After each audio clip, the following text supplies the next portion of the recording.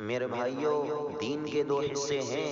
ایک عبادات ہے جس میں نماز سب سے اہم ہے۔ پھیری کرنے والا ہو چاہے گھر پر ہو، نماز نہ چھوڑنا۔ رمضان کے روزے ہیں، اللہ اگر رزق زیادہ دے تو حج کرو، زکوٰۃ دو، لیکن عبادات بڑی محدود ہیں اور اس میں کثرت اللہ تعالیٰ نے مطالبہ بھی نہیں کیا، بلکہ اللہ تعالیٰ نے اس میں اعتدال ہی کو پسند فرمایا ہے۔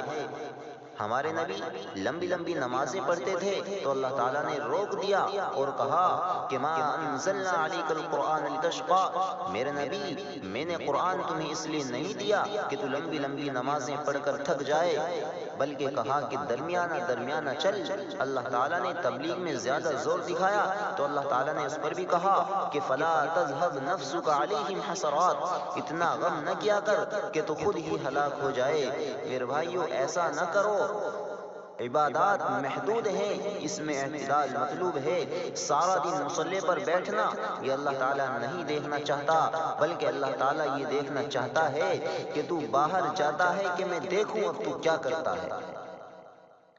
دوسرا حصہ اس کا اخلاقیات ہے، آپس کی معاشرت ہے۔ دین جو اثر انداز ہوتا ہے وہ معاشرت سے اثر انداز ہوتا ہے، عبادت سے نہیں۔ میرے بھائیو، عبادت تو مسجد کے اندر ہے، یہ مصلی پر ہے یا گھر کے اندر ہے، روزہ اندر کی چیز ہے، حج بیت اللہ میں ہے، زکوٰۃ مسلمانوں کو دی جاتی ہے۔ تو دنیا میں دین پھیلنے کے لیے اور اپنوں کو دین کے قریب کرنے کے لیے جو سب سے بڑا عمل ہے وہ میرے بھائیوں اچھے اخلاق ہیں، اچھے اخلاق ہیں۔